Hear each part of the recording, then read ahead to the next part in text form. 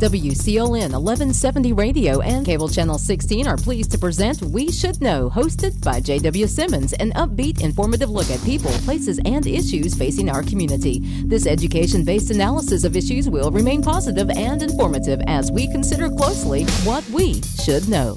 Ladies and gentlemen, welcome back. Thank you for being with us today. We want to thank you particularly today. We're talking about a subject that is of interest to everybody, and somehow in your life you've already been involved or you're going to get involved, and that is in the healthcare profession in the state of North Carolina. There's an organization known as the North Carolina Healthcare Association. It was founded in 1918. North Carolina Healthcare Association is a united voice. They represent North Carolina healthcare communities throughout North Carolina, 130 hospitals, healthcare systems, physician groups, and other healthcare organizations, and they work with members to improve the health care right here in North Carolina and the communities. And we're fortunate to have with us today Cynthia Charles, and she is the Vice President of Communication and Public Relations for that organization. Cynthia, thank you for taking time. Driving in from Raleigh and being with us this morning. Seems like down east a lot of times it's hard to get folks down here, and we like to talk about current events. I know nothing more important to people than healthcare. You know, that's so true. Health is important to all of us, and having healthy communities in North Carolina is important to us as a state, because healthy communities are good places to do business and great places to live. So we are committed to that mission. There's this idea, and a lot of our listeners, or some of our listeners, are probably in that range of health care for seniors. There's a lot of our folks that maybe are millennials and don't really give, I recall when I was at that period, I didn't really think a lot about health care. I mean, if I stumped my toe, it would heal after a while, and when I was young enough, you know, you just don't worry about those things. But as you get older, you understand not only the critical importance of that, but even as younger folks now with families, you understand the critical importance of it. And one thing we know, cost has gone up with health care. Talk to us about our quality of health care and what the sustainability of our system is based on the cost factors that seem to be ratcheting up relatively high. Yes, I'd be glad to talk about that. You know, as all of us know, when we do need to go to a doctor, we expect and quite frankly deserve high quality, safe care. That's a given. And healthcare is a highly regulated industry, so there are certain quality and safety standards we have to meet that are not negotiable, and that is as it should be. Some of the factors that over the years have caused healthcare to become more expensive for people include rising costs of drugs and medications. Drugs have become more sophisticated, more targeted. There's a lot of medical research that happens, you know, behind the scenes before a drug comes to market, and that is a driver of healthcare costs. Another is labor costs. So what we have to pay physicians and nurses and all the other types of healthcare workers that support a hospital's ability to operate 24/7. There are very few businesses that we expect to be open around the clock, 365 days a year to serve us. And hospitals are one of those businesses, and particularly emergency departments being very expensive. And many of you have heard that there have been national shortages of doctors and nurses, particularly in certain specialties. And North Carolina has many rural areas, and it can become difficult to recruit and to retain, to keep highly skilled doctors and nurses in many of our rural communities. So, you know, it has to be worth them financially in order to do that. So those are a few examples of the rising costs of healthcare. What I can share, I have worked on the provider side primarily for health systems and hospitals for more than 25 years, and you know, what I have seen over the past 10 years, they have been working very hard and very focused to become more efficient and to reduce their operating costs. So much of that work has already been done for hospitals to become more lean and efficient. a big part of your job, I think, as I've read a bit about what you do, is this whole idea of advocacies for all of these healthcare providers in the state. When you talk to doctors individually, primary care doctors particularly, some of their concerns are not so much, well, I guess some of it is financial, but some of it is just the sense of understanding that they have a huge role in that patient care. Sometimes we get caught up, I think, in the specialist, whatever that specialty may be, but that primary doctor can do a lot of the same things the specialist can do. So we need to look at that, I think, and kind of give us some idea the challenges they are facing, especially when I look at rural clinics. I mean, we've seen it in the state. You have small hospitals closing left and right. There are 5 or 6 left in the state, I think, that are privately owned or not-for-profit hospitals. Where are we headed, and what happens when that goes away? Yes, well, you touched on some very important issues, including that there are not many independent hospitals or independent physician groups left in the state. And part of the reason for that, as I mentioned earlier, healthcare has become highly regulated. There is so much paperwork and so much reporting and data tracking they're required to do. And there's also an expectation these days that they have electronic medical record systems and electronic billing systems and all these technology practices. And those things are expensive to purchase and implement. So we have seen over time many of the independent physicians and hospitals becoming part of a larger system so that they can focus more directly on patient care, which is what they really want to do, and have some of those other administrative process, handled for them as part of the larger system. Healthcare is moving more towards an emphasis on health and wellness. We all want to be healthy and well. Many of us are paying more attention to what we're eating and trying to be more active in our lives. And so the primary care physician typically is our partner. He or she is the quarterback of our care, working with us to come up with a game plan for how we can be healthy and well throughout our lives. One of the things that strikes me as we're talking about health care, there seems to be more an aggressive responsibility for the individual to look at their health insurance, particularly as to what they have, what their cost factors are, what is in network, what is out of network, what may or may not be limitations as it relates to their family if they have children and spouses on their policy. When you look at that, are we reaching a point that providers that typically have worked through company insurances and so forth are trying to let us know that we can't sustain, or they can't sustain as providers, based on the cost factors and variables that they have? Is that an issue, and how critical is that issue? Yes, that is a big issue. So many people do not realize that almost all hospitals in the state of North Carolina are not-for-profit, and that means that they are focused primarily on patient care and improving community health, not on profit. But still, as I said earlier, we expect them to operate 24/7 and be fully staffed, and there's a lot of cost that is associated with that. In our state, particularly in rural areas, many of the patients that hospitals and physicians are caring for are primarily insured through Medicare or Medicaid. That is the vast majority of coverage for the patients that they're seeing, and many people don't realize that Medicare only reimburses physicians and hospitals about 87 cents on the dollar. And Medicaid is even lower than that.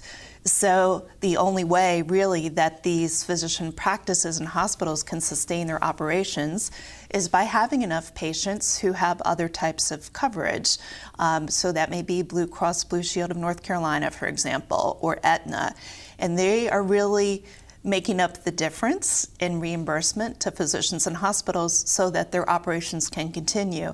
Now, what has been starting to happen, many of us have high deductible health plans, and people often either resist going to the doctor knowing that they have a high deductible health plan and they have to pay out of pocket for that before the coverage is fully kicked in. So they either resist going to the physician, which is a shame because we want them to take care of themselves, Or when they go, sometimes they are not able to pay the bills that they have incurred. And they either need to do installment payments or they're not able to pay at all. What that means for doctors and hospitals is they end up with a lot of uncollectible debt, bad debt, that they just need to absorb. So if you can imagine that Medicare and Medicaid are not fully reimbursing them for care they have already provided to patients, and then on top of that, you have patients with these high deductible plans having difficulty to pay, and you can see that puts a lot of pressure on these organizations to continue to operate. The daily health care for a lot of folks, especially in areas that might not be as wealthy as some other areas in the state, is Medicaid, and you just kind of differentiated between the two. And there is a significant difference between the two. Medicaid being something that some medical providers have said we cannot sustain a practice, nor can we sustain a hospital only on Medicaid. So we look at Medicare and then other paid insurance to help offset that. Is that a very slippery slope for healthcare providers and hospitals to be able to have the right mix of population to be able to move forward? And is that really creating a huge issue for folks in rural areas? Yes. The answer to that is yes. I mean, they have to have some balance in what they would call their payer mix, the types of insurance that the population they're seeing has, in order to balance the books and make it work to stay open. And that's part of the reason we have seen some rural hospitals close. When I look at a lot of the issues that's coming forward now in hospitals, are we in a position financially? We've been able in the past, I think, to look at the medical profession as a very sought-after profession, our best and brightest and those kinds of things. But if the finances are not there, do we lose the best and brightest? Yes, we have seen some national trends with physicians deciding they don't want to practice anymore in the current environment. So I think it's very important as we look at some of the issues we're facing in healthcare to make sure that physicians and nurses are part of that conversation. We're going to take a break, Cynthia, and we're going to come back in a moment and talk about some more detailed issues related to healthcare here in North Carolina. Ladies and gentlemen, thank you for being with us this morning. We're talking with Cynthia Charles. We'll be back in a moment. Call a friend. Stay tuned about healthcare. Experiencing slow internet? If you have a fast internet package, the problem is most likely your wireless router. With more devices using Wi-Fi, your wireless router may not be able to deliver the speed and coverage you need. We now have the leading solution to enhance your internet experience. Using small devices in a mesh network, these Wi-Fi appliances cover just about any size home so that all your devices can operate to their fullest potential. Whole home Wi-Fi from Star Communications. Get the most out of your internet connection. Ladies and gentlemen, welcome back. Thanks for being with us today. We Should Know is on the air. We remind you that you can reach us via email at weshouldknowedu@gmail.com. That's weshouldknowedu@gmail.com. Or if you'd like, just drop us a card in the mail. I oftentimes call it snail mail, or the way we used to do it. It's Post Office Box 1482, Clinton, North Carolina 28329.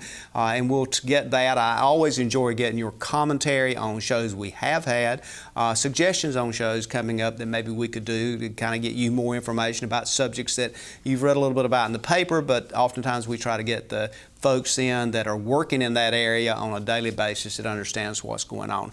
And today's show is one of those that fits that bill. We're talking with Cynthia Charles. She is in the position of Vice President and Communications and Public Affairs with the organization called the North Carolina Healthcare Association. As I said in the opening, an organization that's been around for some time, Cynthia. You're a graduate of Northwestern University. You hold dual majors in political science, a degree in journalism. Started out in North Carolina, western part of the state. Stayed gone for a while and decided to come back. Welcome back. Hope you stay this time. Thank you. I certainly will. I'm glad to be back in North Carolina. I think it's the best state in the country. I didn't want to open the show today in talking about this, but I feel like I got to touch on it. And recently, just as this show is being prepared, just recently we have seemed to dodge the bullet with the North Carolina's treasurer in 770 plus state employees and retirees with their health care. That particular journey was not something that was very positive, I think, for a lot of folks that I've talked to. The idea was built around something called the Clear Pricing Project, which the Treasurer's Office came up with. That was kind of a transparency thing. Many folks that talked to me said, well, I really don't understand. For me, I just look back, and my big question is, how do you compare health care and say you're going to get the same price for the same kind of health care at any point geographically, simply because you don't have the doctors there, you don't have the access there, you don't have the equipment there. The cost factors and cost points are completely different. Well, JW, first, I'm glad that we had a positive development with the state health plan late yesterday, because it's going to give some peace of mind and some stability both to those more than 700,000 state employees who are covered on the plan, and also to the hospitals and the doctors who care for them, who know that there will be some stability in the reimbursement rates now. But you know, to your point, it's very important that we provide good access to care, and we do that in a way that is also transparent, that we work towards transparency. And that is certainly something that the hospital and healthcare provider members of North Carolina Healthcare Association want to do. So we are for transparency. It is difficult to do because each patient who we care for is different in terms of their health status or their complicated chronic conditions, their age, whatever it is. So it is very difficult to say up front before we see the person and know what their needs are, how much that they would expect to cost for a procedure. That said, we do want to move in that direction, and we will continue to do so. And I think probably when I look at it, it's almost like, as you just pointed out, there are variables there. So you could come up with a menu, but that menu would be, if you order A, B, C, then the price is going to be within a range of prices. Is there any real rational thought that there could be a specific price for one procedure? This procedure is, for example, $300, and that's all. Well, I mean, you don't even get that if you get your oil changed, because if somebody finds a problem, it could be another $200 or another $50 based on what they find that needs to be done. That is exactly right. So if you're doing a procedure for a healthy person as compared to someone who is perhaps frail and elderly and who's had a history of health problems, or they're on many different medications, just being able to stabilize and balance that patient before you provide the care is a more complicated process. But that said, there are certain procedures that we probably eventually will be able to do some clear pricing around. Well, I think for folks that maybe is just listening and they were thinking, well, what are we talking about here? What we're really talking about, I'm going to read from a report that was put out by UNC Public Radio, and it's the State Health Plan standoff ends without major changes. And the paragraph I want to read is just simply this: the Clear Pricing Project, conceived more than 18 months ago, would have removed all billing negotiations from the equation. Instead, the State Health Plan would have operated on a take it or leave it amount tied to Medicare.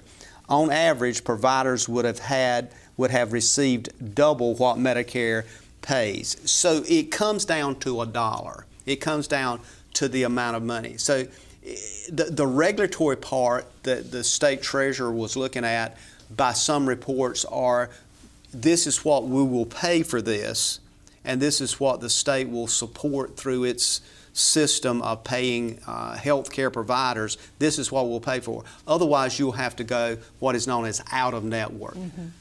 Get down to some kind of fundamental basics here. In network versus out of network. When we say that, we're actually saying small dollars versus huge dollars. That is absolutely right. So in network, you would have a certain price to pay, and the physicians and hospitals would be reimbursed at a certain rate. But out of network, for most people, would have looked like probably paying double what they would pay in network, or it could be more. It would just depend. So that would have been a very difficult situation for anyone to plan for if they knew that they had a procedure that they would consider getting. And of course, what we're talking about, what I just read, was specifically related to state employees and retirees. Correct. And that's 700 plus thousand.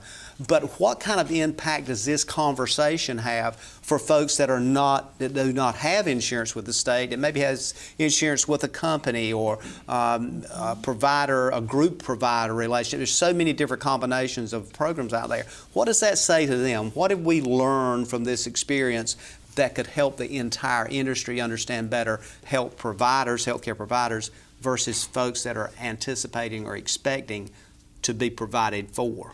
I think one of the most important things that we have learned through this process, through this experience we have just been through, is that the delivery of health care and the design of health plans and benefit models is very complicated, and it is so important that we have all of the smartest minds and the best data and best practices at the table. Mm-hmm. So it's so important to make sure that we've got health plans, that we have physicians, hospital administrators, and state government leaders and the treasurer all come together to talk about how can we come up with the best plan design that's going to provide comprehensive and understandable coverage for state health plan covered members, but also be fair in its reimbursement to the doctors and hospitals.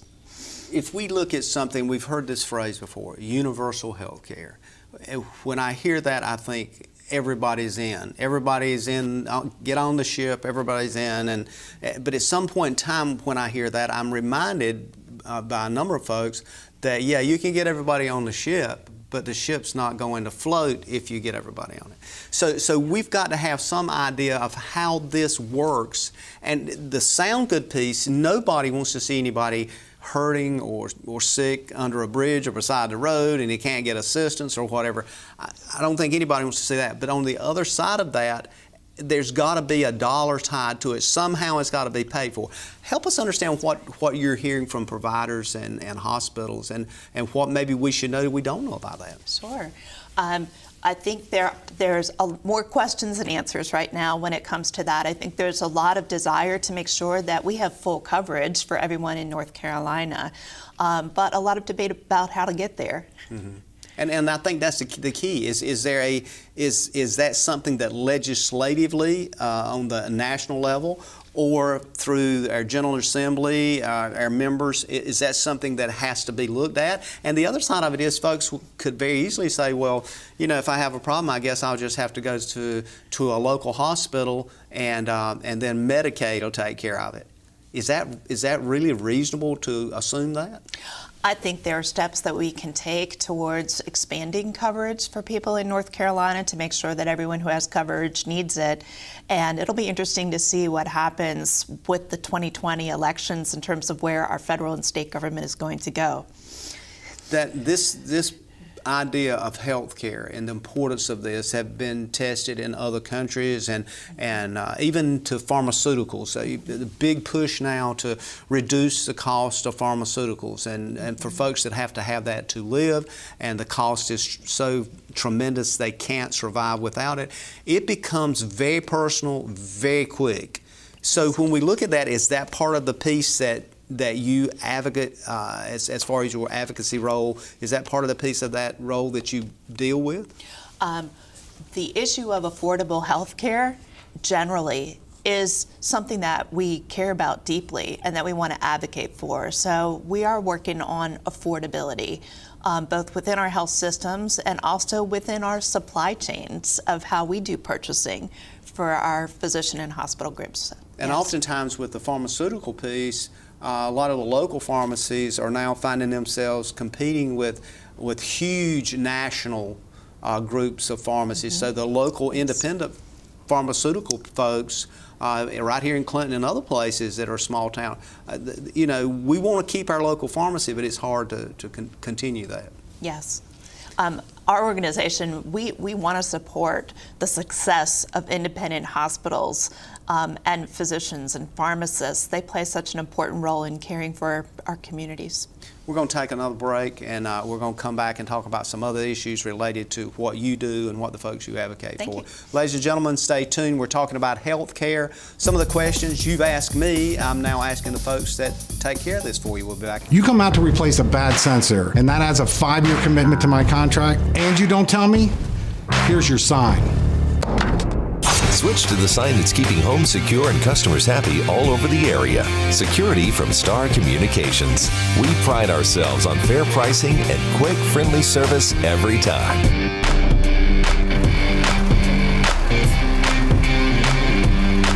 Somebody trying to break into this place? Security from Star Communications.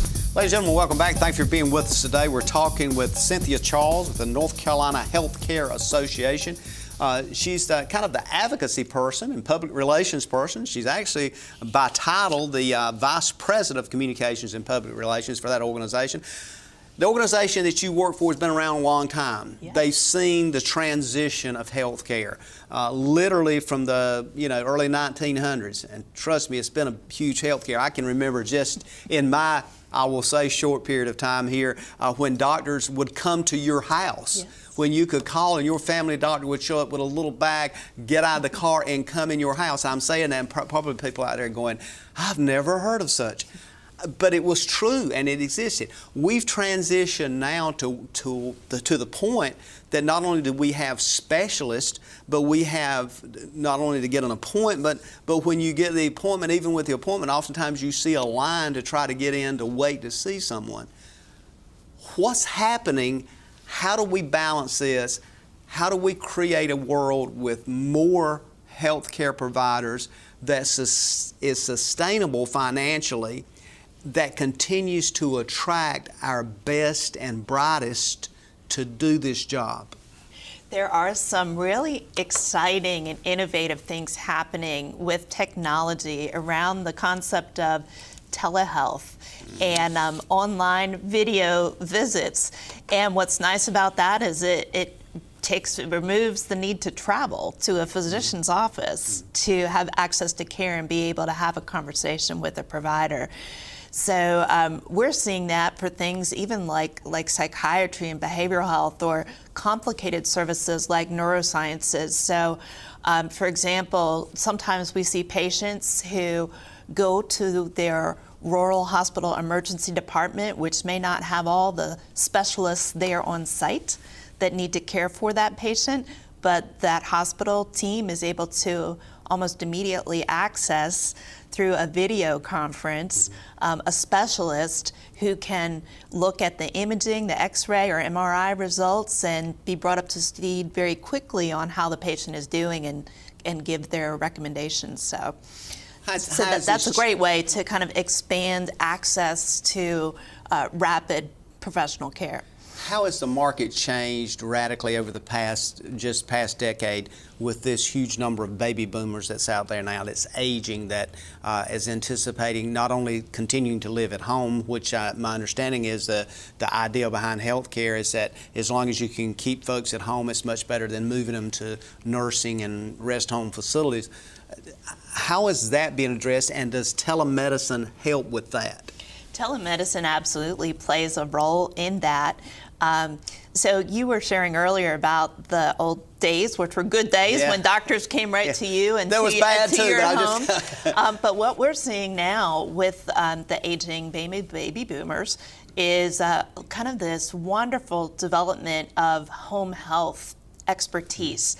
And so many of our hospitals and health systems now have home health services where there are teams that are coming out to check on patients and care for them in their homes on a regular basis. And now they're able to use technology that either they bring with them to the patient's home, or the patients, we have wearables. I have an Apple Watch that's monitoring my heart rate, my breathing. If I forget to breathe, it reminds me to do so.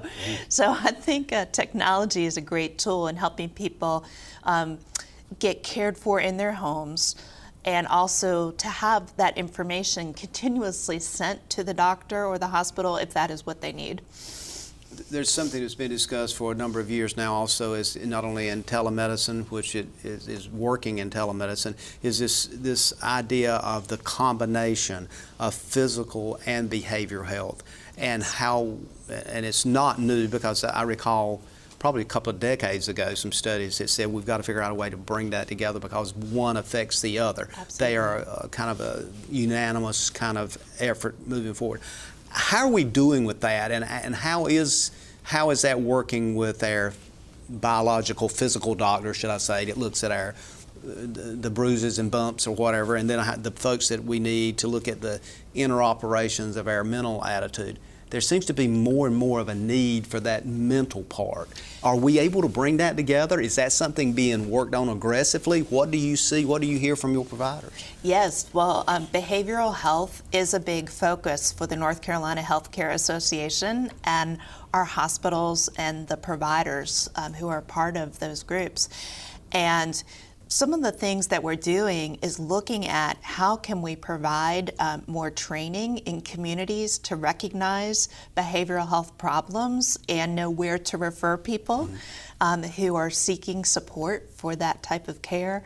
We're also adding services in primary care offices and in hospitals to make sure that if someone is being seen for a physical issue, that if a behavioral health or mental health issue comes up during the course of that visit, we can rapidly provide that support as well, whether you're an outpatient or an admitted inpatient. One model that we have seen in some places is behavioral health specialists starting to have office hours, if you will, in primary care doctors' offices.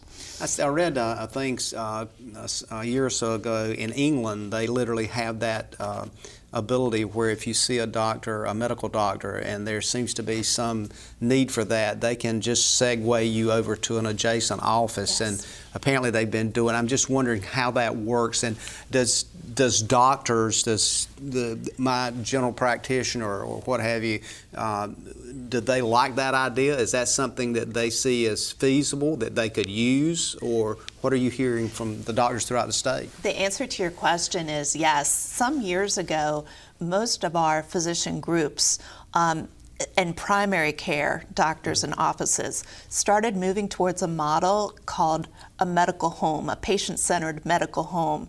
And the idea is that the whole way that their team operates is more as a team with highly coordinated care for the patient that meets both their mental health and their physical health needs. So we've been going in that direction for quite a few years. I was thinking so, because sometimes I look at my doctor, and I see him more as a coach in a way, because no matter if I go to a specialist or he says, well, I need somebody to take a look at this, I always go back and I look at him and say, okay, what do I do now, coach? I mean, does he take me off the field? Does he keep me in the game? He's the person that, for me, kind of guides what I do or do not do. Is that the way we should look at it, or is there another mechanism I'm missing here? I think the primary care physician as a coach, as an advisor, as a partner, as a quarterback of a customized care plan. Somebody's got to call the shots. Is a great analogy. And we were talking about behavioral health or mental health a moment ago, and there's certainly a recognition in the healthcare industry that we have many young people who are struggling with behavioral health issues. So I think even for the youngest patients in pediatrics and adolescent medicine, there's more recognition that we want to identify those who have mental health struggles early and make sure they get the appropriate care they need, which may or may not involve medication. Often medication is not needed, but sometimes it is. When we look at healthcare, and I keep trying to push healthcare as being part of the agenda, and part of the agenda for workforce development, for employability, for jobs, for job growth. We look at the environment, we look at schools, we look at a lot of issues. But a big part of that is, what can we say to folks in the healthcare world? How important it is to say, healthcare, we have that for you. Healthcare, we have a hospital for you. Healthcare, we have not only general practitioners, we have specialists for you. How does that move the needle forward for you in promoting, on behalf of the providers in North Carolina, the needle forward for communities throughout the state. Yeah, absolutely. We were talking earlier about the fact that nationally for some time we have seen nursing and physician shortages, so it becomes more urgent for North Carolina to grow and retain our own workforce. So our hospitals work very closely with high schools, community colleges, universities to make sure that people have early exposure, our students get early exposure to all the different options for healthcare careers, and that we give them experience to come inside hospitals and physician practices to see how that works and what they might be interested in doing with their healthcare career. Given the rural hospitals and the challenges small rural hospitals have, and I'll use not only the one here, but there's several right in just a few mile radius of where we're sitting today, what would you say to the public that they need to understand about those hospitals if they want to sustain them, or if they maybe say, well, I really don't care what happens to them? How critically important are they, and how can they understand how they need to help sustain those hospitals? Right. Well, certainly in any emergency situation, you want your community hospital to be nearby, ready to serve you, again, providing that high quality, safe care, and having the specialists on staff or nearby who can quickly respond. And especially we're a hurricane-prone state, and we're coming up on the one-year anniversary of Hurricane Florence, and so many of our counties had very urgent needs for care and assistance after an event like that. So, of course, we want our rural hospitals to be financially secure, always there, ready to serve 24/7. That safety net, I mean, folks seem to, when I talk with people, it seems that they see it as a safety net, that hospital there gives them some assurance that, I'm only 10 miles from the hospital. If I need something, or if it's, quote, critical, or maybe it's not critical, but I can't get anywhere else, I can get there. Is peace of mind simply a part of the equation? Peace of mind is part of the equation, but also think about how we would like to see our state continue to grow and bring more employers and more jobs into the area. What are the first two questions typically people ask when they're considering moving to a new community? Do you have a hospital, and do you have good schools? So I think the importance of supporting and sustaining our hospitals is important to community economic success. And that economic success also renders the ability to have a tax base that helps sustain that hospital as well. So as we come back from this break, I want to kind of get in on some of those last minute things that maybe hoping that you can touch on that maybe we've missed. Ladies and gentlemen, stay tuned. We're coming up on our last segment. We're talking about health care right here in North Carolina, and particularly this part of the state. We'll be back in a moment. To get the most out of your electronic devices, you need a strong internet connection and a protected home Wi-Fi network. You need high-speed internet from Star. Star has the fastest, most affordable high-speed internet service available for all your devices. We have no long-term contracts or high-pressure sales. Our service speaks for itself, and switching is hassle-free. We take care of everything with free installation from a local company. High-speed internet from Star. Internet at the speed of life. Ladies and gentlemen, welcome back. Thank you for being with us. We Should Know is on the air. We're coming up on our last segment. And I would remind you again, We Should Know, edu@gmail.com is the email address. For folks that don't like to do email, or you want to call somebody, or if you want to send us a card, the mailing address is literally simple. It's Post Office Box 1482. You just put that on the card, Clinton, North Carolina. I really think you can put the zip code, but if you don't, it'll probably get to us anyway. Just drop me a note and say, why don't you talk about this, or why didn't you ask this, or here's a subject you missed, or here's what's happening in my situation, and we realize everything is unique. Today's program about health care literally is one of those that we can't zero in on a specific. We simply don't have enough time, but we do have somebody with us that can talk about not only big picture issues and get into detail if necessary. Cynthia Charles, and she's the Vice President of Communications and Public Relations for the North Carolina Health Care Association. Cynthia, we've talked about a lot of stuff, and there's a lot of things on the windshield of your organization, and a lot of that, a big part of that deals with trying to sustain credentialed health care, and we've talked about rural health care. most folks that are listening have probably seen some small hospitals close. Mm-hmm.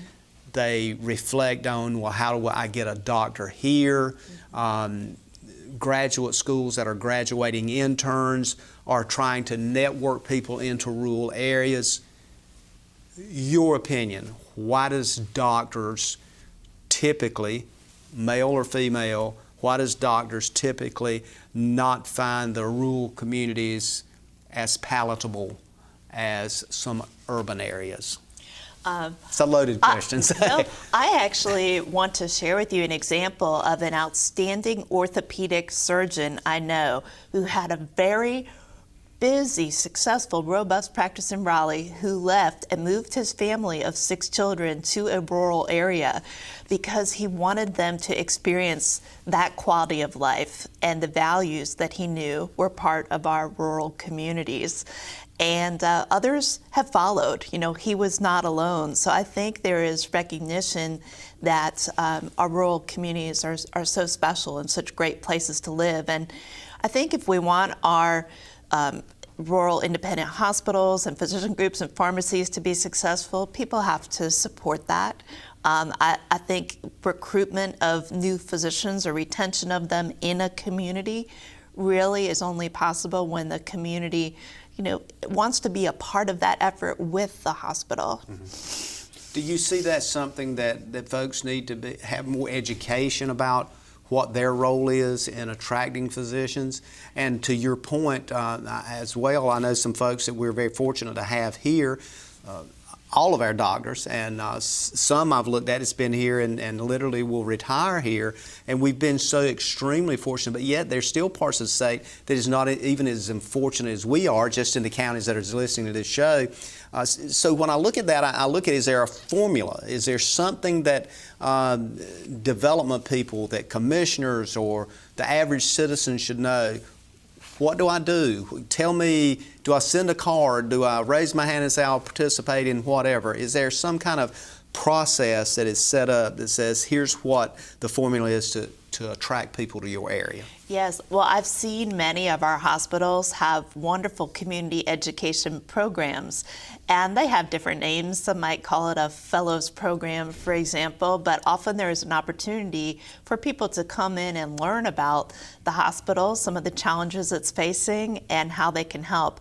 Another thing is that most of these hospitals are nonprofit and have a foundation that does fundraising to support offering programs and services at that hospital. So often they're focused on, you know, a specific initiative. So contact the hospital foundation leadership. That's often a great place to start, to say, how can I get more involved? You've been involved and looked at hospital and healthcare on a national basis. Obviously, you haven't spent all your time in North Carolina, but when you look at North Carolina, for me, if you would zero in a bit on when I say this area of the state, Raleigh back east, how do we stand in comparison with a lot of other areas in the United States as it relates to healthcare and the immediacy of specialty healthcare? Yeah. Certainly there are certain specialties where we're doing well. There are others that are more challenging and that we have ongoing needs to recruit for. You know, as our population changes and we have more of an aging population, we're always looking for specialists who have an interest and an expertise in caring for complicated patients or caring for elderly patients. So, you know, there are certain specialties where we're always looking to recruit more to our area. Primary care physicians is probably the most important thing we need to do, recruiting and retaining the primary care doctors, because as we said earlier, they're on the front lines of caring for patients every day in our communities. And this is a question often that I'll ask if I'm talking to a medical doctor. It always fascinates me. I ask them oftentimes, how did you decide this is what you wanted to do? And for the most part, it's never about money. It's about, you know, the challenge of the profession. It's about helping people. It's about those kinds of things. Are we mixing and not giving the right formula there to incentivize folks to get in that profession? Is that part of it? And when we look at it, a lot of this is analytics, in the sense it's just simply, if you don't have the ability to grasp, understand, process, the equations of the medical profession, oftentimes you get disenfranchised or turned away. How do we make that more attractive?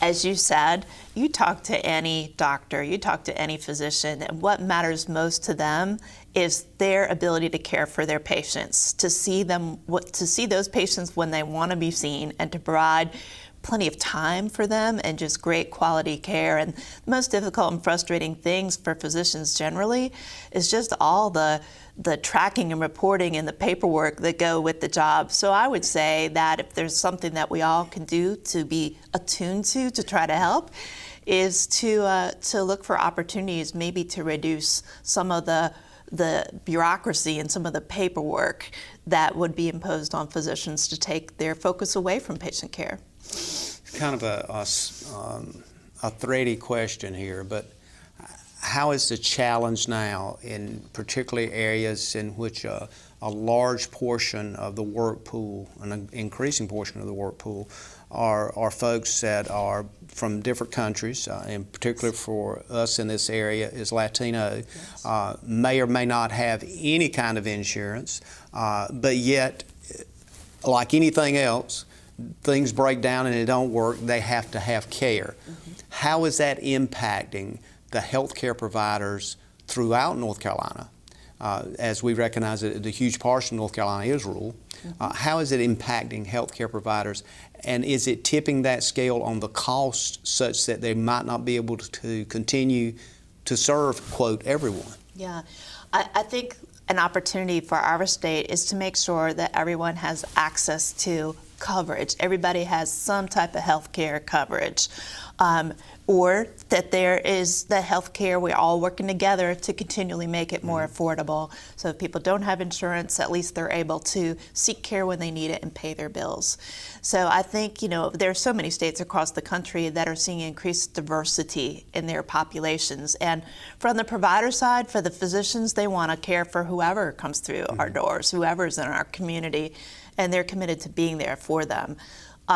So I think that it's really up to all of us to say, if we have diverse people in our community who don't have health care coverage, that ultimately that's a problem for them if those individuals are unable to work, to seek or sustain work, and they're part of our community already. So I think we need to realize we're diverse communities and we want to make sure everybody has access to care, because if they don't, if people become sick or need to use the emergency department frequently as their primary source of care, at the end of the day, we'll all pay for that. Yeah, and I would be probably one of the first to say that, in my opinion, if you would talk to folks at the local hospitals in the rural area that's hearing us today, they would say that is what happens. That oftentimes folks will come there, even if it's a head cold or there's something going on, because they don't have anywhere else to go. Simply because of your point, there's not a funding mechanism. There's not a card I can give and say 80% is being paid by whatever, and then I have to pick up the other 20. There's no understanding of that, and nor was there from the place they came from. Right. There was no health care. So, but yet in our society, I would dare say that we would be completely blown away. All of a sudden there's people on the street that, coughing and couldn't get the health care. We wouldn't allow that, would we? That's right. No, certainly we want people to get the care that they need, and if they are ill, to get support to get healthy quickly, because we've all seen how illnesses or chronic conditions can spread throughout communities. So it's always much better for people to not hesitate to seek care when they need it, and to get it from an appropriate type of provider. So if it's primary care, let's have them go there instead of using an emergency department instead of a primary care provider. We've got about a minute. I want to give you and if you would, anything you want to cover that we've missed, but at the same time think about what would doctors and people that you represent in this state want folks to know about not only their profession, but about what their expectations should be. Yes. Now, what I want to share really is the North Carolina Healthcare Association and all of the hospitals and health systems and doctors who are part of our association, they'd want people to know their main focus is wanting to have healthy individuals and communities in North Carolina. We want to be a healthy state. That's a good place to do business. And, we're not they're not in it for the money. I'll tell you, you talk to any doctor, and that's the bottom line of what they care about, their patients and their community. Well, I want to thank you for being with us today. And I realize for folks, before I start getting calls and emails, I know we didn't cover all the topics that we could. Some of them we could probably drilled into considerably deeper.